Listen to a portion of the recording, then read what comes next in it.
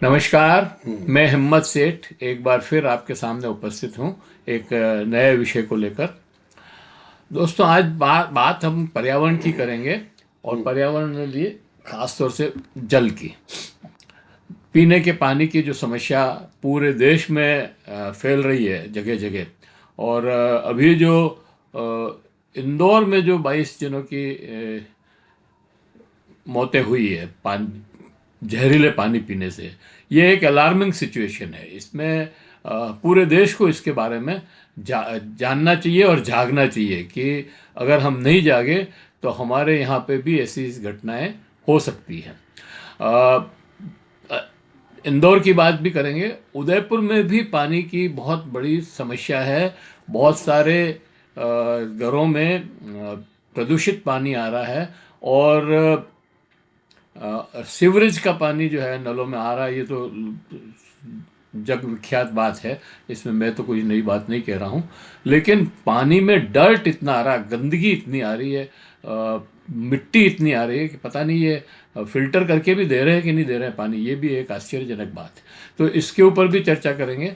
और दिल्ली में, खैर दिल्ली का तो मैंने आपको बता ही दिया कि दिल्ली में भी बहुत पानी खराब है। वहाँ तो हवा भी खराब है और हवा में इतना जहर है वहाँ पे कि अगर आप एयर प्यूरिफायर नहीं लगाओ घर में तो आप जीवित जीवित नहीं रह सकते। अब एयर प्यूरिफायर सब जने कैसे लगा सकते हैं? खास तौर से जो झुग्गी झोंपड़ी में जो 50 से 60% लोग झुग्गी झोंपड़ी में रहते हैं दिल्ली के अंदर, वो कैसे एयर प्यूरिफायर लगा सकते हैं? और पानी भी उनके लिए, मतलब वो, मैंने बहुत सी जगह देखा कि इतना गंदा पानी आ रहा है। और तीसरा जो है, हम अरावली की बात करेंगे। अरावली पर अभी जो सुप्रीम कोर्ट का फैसला आया है, उसने उस आंदोलन को और संघर्ष को रोकने का काम तो किया है। लेकिन हमें अचेत नहीं होना है। मतलब हमें पूरी निगाह रखनी है, क्योंकि किस रोज ये बदल जाए और हम देखते रह जाए। एक बार जो आंदोलन के लिए निकले थे लोग, उनको ठंडा करने के लिए शायद सुप्रीम कोर्ट ने ये फैसला दिया है, क्योंकि सुप्रीम कोर्ट ने ही पहले भी फैसला दिया था। तो इस पे भी ध्यान रखना है और अरावली के ऊपर भी बात करेंगे। और एक और बात अरावली के संदर्भ में मैं कहना चाहता हूं कि चाहे सुप्रीम कोर्ट का फैसला आ गया है और उसने सब चीज़ों पर रोक लगा दी है, लेकिन फिर भी आज भी पहाड़ियां कटने से नहीं रुकी है। पहाड़ियां कट रही है। मिनरल एक्टिविटी, अवैध मिनरल खनन का जो एक्टिविटी है वो चल रही है। और इस तरह से पहाड़ को जो है ख़त्म किया जा रहा है। तो इसके ऊपर भी हमको बात करनी चाहिए। आज हमारे साथ डॉक्टर PR व्यास, जो सुखाड़िया यूनिवर्सिटी में पूर्व विभागाध्यक्ष थे और प्रोफेसर हैं। और पृथ्वी प्राकृतिक संस्थान बना करके आपने जो है प्रकृति शोध संस्थान बनाया है आपने, उसके आप चेयरमैन भी हैं और संस्थापक भी हैं। तो मैंने कहा व्यास साहब से ही बात की जाए। पहले भी हमने 2-3 बार इनसे ही बात की थी पर्यावरण के इशू पे। तो मैं, डॉक्टर साहब, आपका बहुत बहुत स्वागत है हमारे इस मंच पर। धन्यवाद। और मैं समझता हूं कि आप हमारे दर्शकों को और हमें भी ये पूरी अच्छी तरह से समझाएंगे कि क्या वास्तविकताएं हैं, क्या समस्याएं हैं।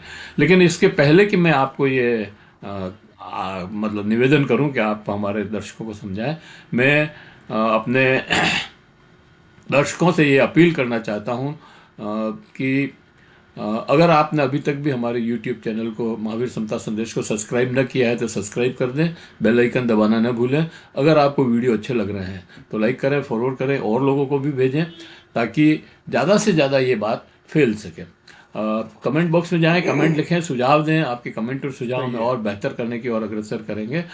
तो अब इस अपील के बाद, क्योंकि दोस्तों ये जो अपील हम करते हैं सब्सक्राइब करने की और लाइक करने की, यही हमारी एक तरह से हमारा उत्साहवर्धन करती है। तो अब मैं डॉक्टर व्यास साहब से ये निवेदन करूं कि आप इन तीनों इश्यूज पे अपनी बात कहें। सबसे पहले तो मैं आपका धन्यवाद देता हूँ कि आपने समता संदेश के माध्यम से एक जनहित के कार्य के लिए आपने ऐसा एक बीड़ा उठाया है और समय समय पर आप वार्ताओं का आयोजन करते हैं, मुझे इस स्टूडियो में बुलाया है, इसके लिए मैं आपका आभार व्यक्त करता हूँ। और यह एक ऐसा कहना चाहिए एक मिशन है, और वह मिशन प्रकृति को लेकर है, जिसकी स्थापना हमने प्रकृति शोध संस्थान के माध्यम से भी हमने बीड़ा उठाया है, हम लोगों को जोड़ा है। आपने भी हमारे साथ जुड़ करके काफ़ी कुछ समय वार्ताएं यहाँ आयोजित की है। आज उसी कड़ी में हम लोग आपसे रूबरू हो रहे हैं, इससे यूट्यूब के माध्यम से और समता संदेश के माध्यम से। पहली बात इंदौर में जल संकट की है, और जैसा कि भूमिका में सेठ साहब ने बताया और हिम्मत जी सेठ साहब हर तरह से बारीकी से इन सारे इश्यूज को लेते हैं और समाधान ढूंढने का प्रयास करते हैं कि जनहित के लिए हम लोग किस तरह से उनमें अवेयरनेस लाएं, कैसे उनमें चेतना जागृत करें। यही एक आज का मुद्दा रहेगा। जल ही जीवन है, इसकी मैंने कल ही कहा था कि क्या वार्ता करें, तो जल ही जीवन है, इसको समझना चाहिए। दो तथ्य मुख्य है, हमें हवा शुद्ध मिलनी चाहिए और हमें जल शुद्ध मिलना चाहिए, जब ही हमारा जीवन संभव हो पाएगा। विशेष रूप से जो नगरों में आबादी रह रही है, मेट्रो सिटीज में रह रही है, उनको शुद्ध जल मिले, शुद्ध वायु मिले। दिल्ली की समस्या हमारे सामने है वायु प्रदूषण की। अब लेकिन जल समस्या, जो शुद्ध जल पेयजल वितरण होना चाहिए, वो समस्या गहराती जा रही है। हमें मॉनिटरिंग करना होगा, हमें चेतना जागृत करना होगा। आज बात करते हैं इंदौर की। दिसंबर के लास्ट वीक के बाद और जनवरी की फर्स्ट वीक में एक बड़ा इश्यू देश के सामने इस तरह से हिला के रख दिया, सबको झकझोर दिया है दिलों को, कि हमें क्या प्रदूषित जल पीने को मिलता है। हम पूरा डिक्लेयर करके करते हैं कि जो भी पानी हम नल से पी रहे हैं वो शुद्ध जल होगा, लेकिन इंदौर में जो हादसा हुआ, खास तौर से भागीरथपुरा उनका जो क्षेत्र है इंदौर का, उस क्षेत्र में, उस कॉलोनी में जो जलापूर्ति हुई है वो प्रदूषित जल था, और उससे 22 मौतें हो चुकी। लगभग कॉलोनी के ही नहीं, सराउंडिंग के लगभग 3000 से अधिक लोग उससे प्रभावित हुए। हजारों लोगों को हॉस्पिटलाइज किया, और अभी भी काफ़ी लोग रिमूव नहीं हो पा रहे हैं। उनको किस तरह से स्वास्थ्य सुधार उनका किया जाए, यह भी एक चिंता का विषय है। लेकिन सबसे बड़ी बात है कि ऐसे क्या कारण रहे हैं, उस पर जाना बहुत ज़रूरी है, ताकि दूसरे शहर भी उस समस्या का निदान ढूंढ सकें। अच्छा, इससे भी बड़ा एक बात मैं बीच में आपको टोक रहा हूँ, हालांकि इन इतनी सब बातें होने के बाद भी जो मंत्री हैं वहाँ के और विधायक हैं, कैलाश जी, क्या नाम है उनका, संबंधित विभाग के। हाँ, नहीं नहीं, वो इंदौर के ही हैं। अच्छा। और उन्होंने जब एक एनडीटीवी के संवाददाता ने उनसे जब प्रश्न पूछा, तो उन्होंने ऐसा जवाब दिया कि मैं बोल भी नहीं सकता इस इशू, मतलब अपने इस चैनल पर इस तरह, मतलब क्या क्या तुम इस तरह की बातें करते हो, मतलब इतना अहंकार, इतना, मतलब कोई पश्चाताप नहीं उनको। तो इसके ऊपर भी आप थोड़ा फोकस करें। सबसे बड़ी बात, जब उसको देखा गया, उस क्षेत्र का जब दौरा किया लोगों ने, तो सामने आया कि 30 वर्ष से पुरानी जो ठीक है लाइन थी, पाइपलाइन, जिसके माध्यम से जलापूर्ति हो रही थी, लेकिन भागीरथपुरा में एक पुलिस चौकी है, और उस पुलिस चौकी के पास बने हुए एक शौचालय है, उसका सीवेज का पानी सीधा उस पाइपलाइन में था, पाइपलाइन में जा रहा था, पाइपलाइन के रिसाव के माध्यम से उस पेयजल में मिल रहा था। आप ये देखिए, एक ऐसी गैस जिससे जीना बिल्कुल दुर्भर है, उस गैस का, उसका पानी यदि सीवेज में मिला दिया जाए, तो इस तरह की बात सामने आई है। तो पहला आधार बनता है कि हम क्षतिग्रस्त जितने भी पाइपलाइंस है उनमें सुधार किया जाना चाहिए, उसमें जो पाइपलाइन में जो रिसाव होता है उसको रोकना चाहिए। नंबर 2, कितनी पुरानी पाइपलाइनें हैं उसको चेक कीजिए, उसका समय जो आउट ऑफ डेट हो गया है उसको तो, डेट को तो देख लीजिए, कोई इतनी पुरानी है तो उसको सीवेज को नया रूप देना चाहिए था। और दूसरा, उस पाइपलाइन को पूरा मरम्मत करके नई पाइपलाइन बिछा करके उस एरिया को जलापूर्ति होनी चाहिए थी। यह नहीं हो पाई क्योंकि हमारी मॉनिटरिंग सिस्टम नहीं है। मॉनिटरिंग सिस्टम यदि होता है तो वाटर की क्वालिटी 0 भी हमें सप्लाई करनी होती है, कैसे भी करके फिल्टर पानी दिया जाता। लोगों में एक विश्वास है कि एक जन स्वास्थ्य के लिए ध्यान रखा जा रहा है, पीएचडी इसीलिए बना हुआ है, तो वो कम से कम उसको देख करके तो सप्लाई करे। और यह केवल एक शहर ही नहीं है, हजारों टाउन्स और सिटीज इंडिया के, जिसमें मेट्रो सिटीज भी है, छोटे टाउन्स भी है, कस्बे भी है, नगर भी है, उनमें इस तरह की जलापूर्ति हो रही है। ये एक सोचनीय विषय है। दूसरा सुन लीजिए कि हम मरम्मत की बात कर रहे थे, दूसरा पानी हुआ दूषित जल की समस्या। क्या जल का फिल्ट्रेशन जो होता है, जो प्यूरिफाई होता है, वो सिस्टम हमारे पास है? नहीं है, तो उसको भी चेक करना चाहिए था। और उसमें किस तरह के, क्योंकि मैं नोटिंग करके लाया था कि नगर निगम द्वारा बैक्टीरिया संक्रमण को बिना चेक किए उन्होंने पानी की सप्लाई जारी रख रखी है, और उसमें फीकल कोलीफॉर्म इकोली जैसे हानिकारक बैक्टीरिया मिले हुए हैं। इकोली जैसे बैक्टीरिया यदि उसमें मिल जाएंगे, जो सीधे तौर पर सीवेज का मिलने का संकेत यदि मिलता है, तो उससे जीवन संभव नहीं है। इसलिए उसके कम से कम ये करना चाहिए। तीसरा है लीकेज।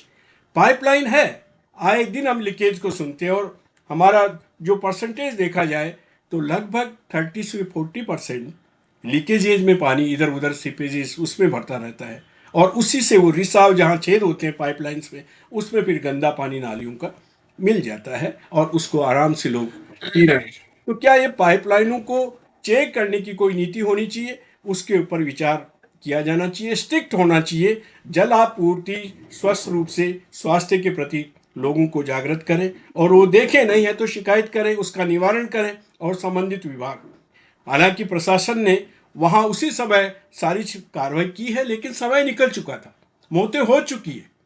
अब आप अपन दौड़ रहे हैं, अभी भी लोग प्रभावित है। यही हालत उदयपुर की हम बात करेंगे। कैलाश विजयवर्गीय है उनका नाम। हाँ, तो मैं उन नाम में भी नहीं जा रहा हूँ। मैं जैसा सर कह रहे हैं, हिम्मत सिंह जी सेठ साहब, इनका अपना अध्ययन है, तो मैं तो ये कहता हूँ कोई भी संबंधित हो, मंत्री आएंगे जाएंगे, बदलेंगे, सरकारें आएगी जाएगी, पार्टियां आएगी, उससे कोई बात नहीं है।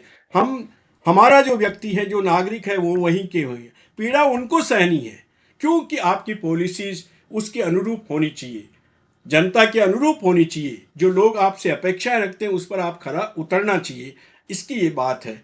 उदयपुर की बात कर लें, इंदौर की बात तो है, क्योंकि ये तो ज्वलंत समस्या है, और वो जो भागीरथपुरा है उसके आसपास के एरियाज है, उसको भी हमें देखना होगा, न केवल एक ही क्षेत्र, बाकी पूरे संपूर्ण शहर को।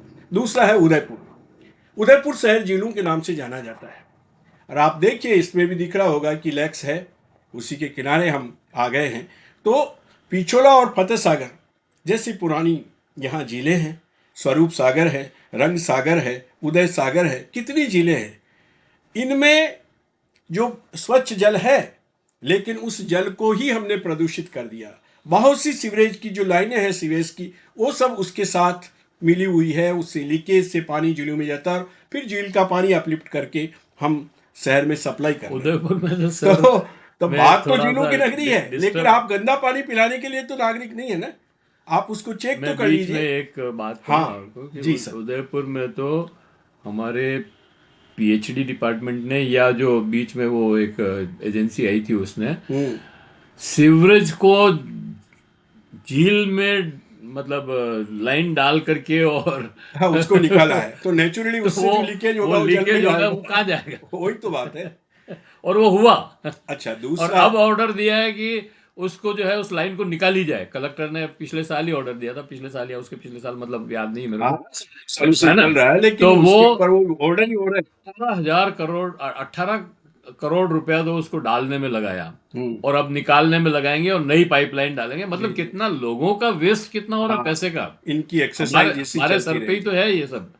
और फिर पानी जो है इतना गंदा पीना पड़ रहा है, सीवरेज का पानी पीना पड़ रहा है। लेक्स को थोड़ा सा समझ लीजिए, चारों तरफ पहाड़ियों से पानी, नेचुरल वाटर, वर्षा का जल इसमें आता है, रेन वाटर हार्वेस्टिंग होनी चाहिए।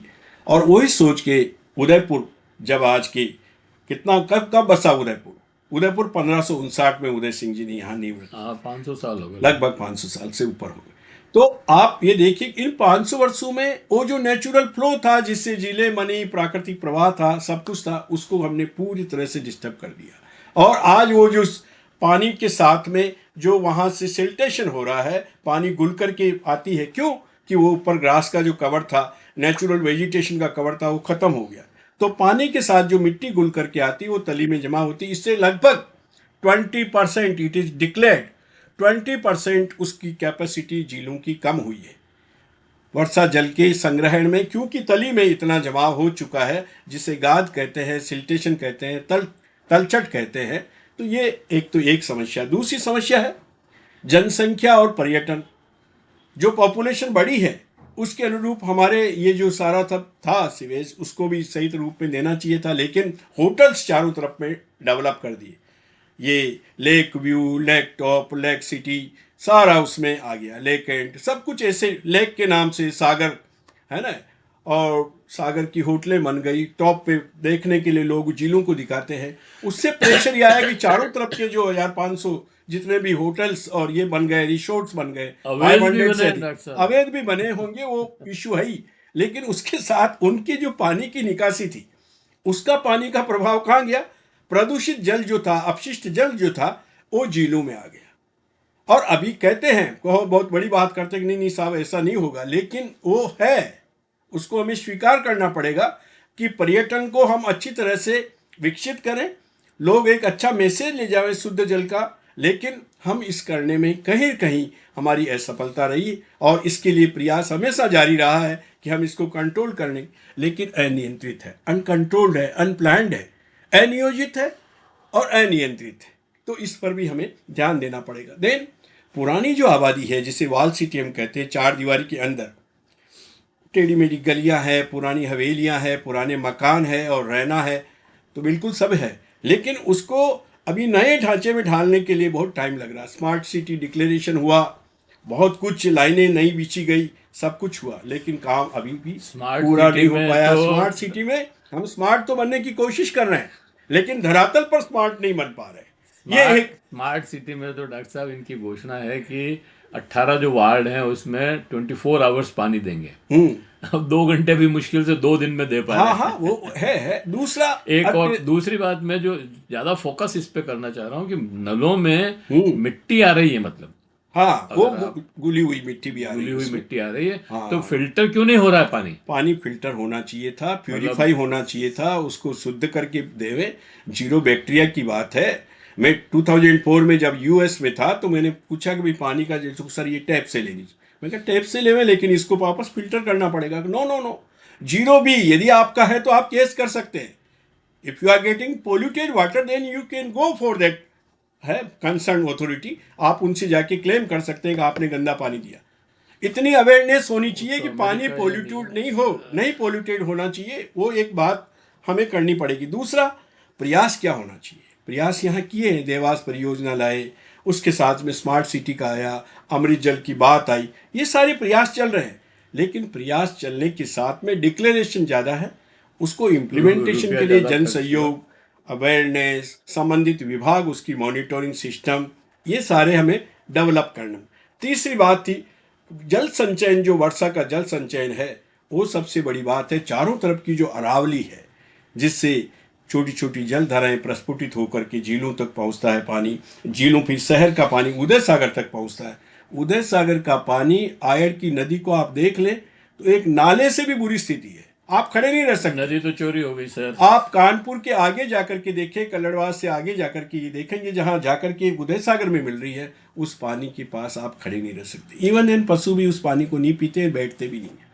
हमने बहुत कुछ पैसा इसमें लगा चुके आयर के सौंदर्यकरण में, लेकिन उसका जो गंदी नाली के रूप जो दिया है। और आजकल तो क्या हुआ, दोनों नदी के बीच में एक नाली बना दी ताकि आराम से पानी बह रहा है, और उस कीचड़ के पास लोग खड़े नहीं रह सकते। और ट्रीटमेंट प्लांट लगाया ना सर। शुद्ध जल की बात करते थे, लेकिन शुद्ध जल जो था वो तो खत्म हो गया, और उसको गंदा करने में हमारा ये सहयोग और बड़े जो है डिक्लेरेशन हो रहे हैं। लक्कड़वास के वहाँ हिंदुस्तान जिंक ने वो ट्रीटमेंट ट्रीटमेंट प्लांट लगाया है, लेकिन तो उसका उससे क्या होगा? वो जल तो उपचारित हुआ ही नहीं।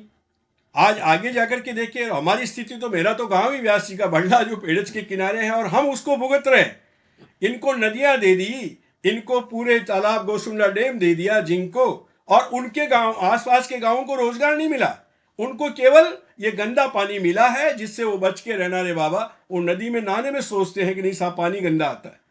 मैं दावे के साथ कह सकता हूं कि चित्तौड़ के बाद आगे बिगोद तक के आप जाएं, मेरा गांव तो 30 किलोमीटर पे ही है, वहां हम आज खड़े नहीं रह सकते। थोड़े टाइम बाद देखना कि पूरे जहां जहां जगह जगह पानी हुआ गंदा पानी है, और फिर थोड़ा बहुत जो था वो मिट्टी निकालने वालों ने, रेत निकालने वालों ने, इन्होंने और तबाह कर दिया। इसलिए नदी का स्वरूप भी हमें बचाने के लिए संघर्ष करना पड़ेगा। ये बहुत बड़ी बातें हैं। कटु सत्य है कि हमने इन नेचुरल रिसोर्सेज को, इन जियो हेरिटेज को, नदियों के को बचाने में हम असफल रहे। और अब अरावली का इश्यू सुप्रीम कोर्ट ने लिया है, जहाँ 100 मीटर की ऊंचाई को डिक्लेयर किया था, उसको वापस लेना पड़ा। यही मुद्दा उदयपुर से भी उठा, राजस्थान की जनता ने उठाया, हरियाणा की जनता ने उठाया, और मिलकर के सबके सहयोग से उनको सोचने को विवश किया। और 100 फीट तो वो भूल जाओ, 100 फीट तो अब डिक्लेयर वो कर नहीं सकते, क्योंकि पब्लिक जाग चुकी है। 100 मीटर से अधिक के बाद में अरावली हो तो 100 फीट तो नीचे आप जहां उसका फुट हिल्स है, उसको यदि आप काटने के लिए अलाउ कर दोगे तो अरावली कैसे बचेगी? तो ये एक हिस्सा है, और उसके अलग अलग दायरे किए जा रहे। अरे भाई, डिपार्टमेंट ऑफ एनवायरमेंट फॉरेस्ट्री है, और यदि कहीं डिपॉजिट्स भी है तो उनका दायरे में वो करें, उनको अलाउ करेंगे तो वो उनके तरीके से करेंगे, उसके नॉर्म्स है, और उसको वापस रीडेवलप करने के नॉर्म्स है। ये कैसे भूल सकते हैं? इसका इतना डिक्लेरेशन की बात ही नहीं थी। बात तो केवल ये थी कि जो कुछ भी उनको अलोटेट किया जाता है उसी दायरे में रहे, और उसको वापस पुनः स्थापित करें, रीडेवलप करें, और उसको एक ग्रीनरी को बनाए रखें। ये ऐसा मुद्दा था जिसको हम पूरा इग्नोर करते गए, और अंततः हमें आज ये बात करनी पड़ रही है। जन जन का जो है जन आंदोलन बन चुका है राजस्थान का, और वापस कोई बात ही नहीं। 1 महीना होने आया है, वापस जो बात आएगी तब यही इसी को रिव्यू करना है।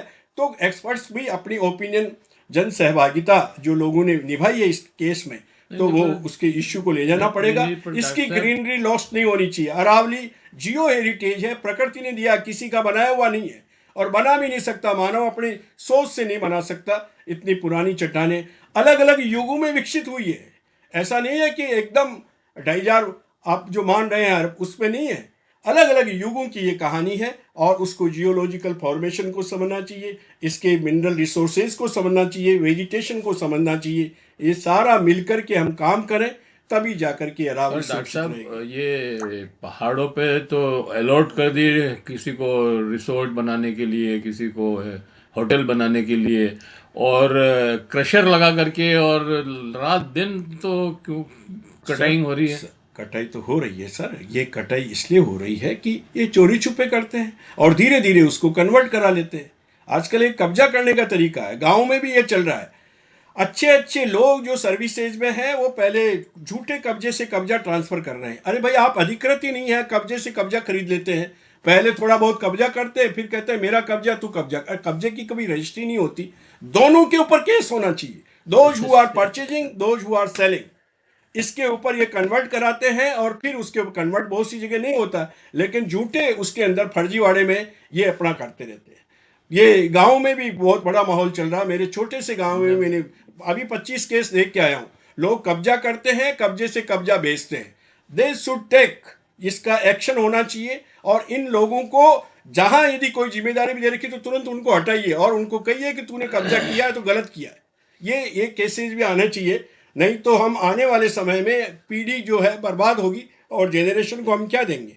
अरावली को ऐसे ही तो बर्बाद किया, रिसोर्ट बनाए, कन्वर्ट करा लिए। पहले जगह रोकते हैं, पहले मंदिर बना। आजकल एक मुहिम चल रही, मंदिर बना दो किसी टॉप पे, माली पन्ना लगा दिया, देवता बिठा दिए, और उसके बाद में मंदिर के पास में धर्मशाला बना दी, फिर अपना काम शुरू कर मंदिर तो, रिसोर्ट बना दिया। मंदिर के लिए तो पहाड़ी हनुमंता के पास बना एक मंदिर, हाँ वो बना तो ना। बना है, बन गया उसको। तो वो तो ठीक है डॉक्टर साहब, पहाड़ तो, तो ये तो लेकिन तरीके हैं। मंदिर के लिए तो ये आप किसी चलना चौराहे पे चाहते बना हैं सकते हो ही कोई। इनका अपना आत्मबल कमजोर हो गया है। इनको अपने खुद पर विश्वास नहीं है, पुश्तैनी जमीनों पे काम नहीं करना चाहते, अतिरिक्त लेना चाहते। तो ये जो पहाड़ियां खोद रहे हैं, नदियां खोद रहे हैं, ये कुछ समय के लिए हो सकता है, लेकिन ये सत्य यह है कि ये सत्य आगे ये चीजें नहीं चलने वाली। आखिरकार जो है हमें बहुत प्रकृति बहुत को आभार डॉक्टर साहब, आपने थैंक यू, सारी चीजों धन्यवाद। को बहुत मैंने अच्छी तीनों तरह से इश्यू की बात समझाया। की, इंदौर की, उदयपुर की और अरावली की। थोड़ी थोड़ी बिल्कुल बात कर बिल्कुल, पाते हैं, समय हाँ, कम रहता नहीं, है, वो ठीक है। लेकिन बहुत ही अलार्मिंग इश्यू है। Thank you sir, thank you. तो आपने सुना कितना जो महत्वपूर्ण इशू है ये। और डॉक्टर साहब मंदिर की बात कर रहे थे, तो मैंने कहा मंदिर तो डॉक्टर साहब पहाड़ पे तो कौन रोकेगा, चौराहे पे बना दो तो कोई नहीं रोक रहा है, और सड़क कब्जा करके और मंदिर बना दो तो कोई नहीं रोक रहा है। तो मंदिर तो एक ऐसा इशू है इस देश में, और पिछले 10-11 साल से तो वो, और हालांकि 30-35 साल से वो चल रही है प्रक्रिया मंदिर मस्जिद बनाने की, और होड़ लगी हुई है। और वो इसलिए लगी है कि लाल कृष्ण आडवाणी ने जब ये रथ यात्रा निकाली थी, उसके बाद से मंदिर मस्जिद बनाने की होड़ लगी हुई है। तो खैर वो एक अलग इशू है, उसके ऊपर भी कभी चर्चा करेंगे हम लोग। आज मैं इस को यहीं पे समाप्त करता हूँ, और आशा करता हूँ कि आपको ये पसंद आया होगा। पसंद आया हो तो लाइक करें, फॉरवर्ड करें, और लोगों को भी भेजें। और अगर अभी तक भी आपने हमारे यूट्यूब चैनल महावीर समता संदेश को सब्सक्राइब न किया है तो सब्सक्राइब कर लें, बेल आइकन दबाना न भूलें। डॉक्टर साहब आपका बहुत बहुत आभार थैंक कि यू आप सर, थैंक यू। पधार जाते हैं, बस और बस आप ऐसे इश्यू बच्चों लाए तो को, बिल्कुल आपके साथ हम हमारे लोग, तैयार हैं। दर्शकों को जो है अच्छे। जनहित को जागृत करना पड़ेगा सर, खुद अपने स्वार्थ से छोड़ करके थोड़ा लोग जन चेतना में आ जावे, थोड़ा ऊपर उठें तो यहीं और समाप्त तो करते हैं प्रकृति इसको, बचाए। Thank you sir. और मिलते हैं किसी और वीडियो के साथ। यस सर, धन्यवाद। Thank you.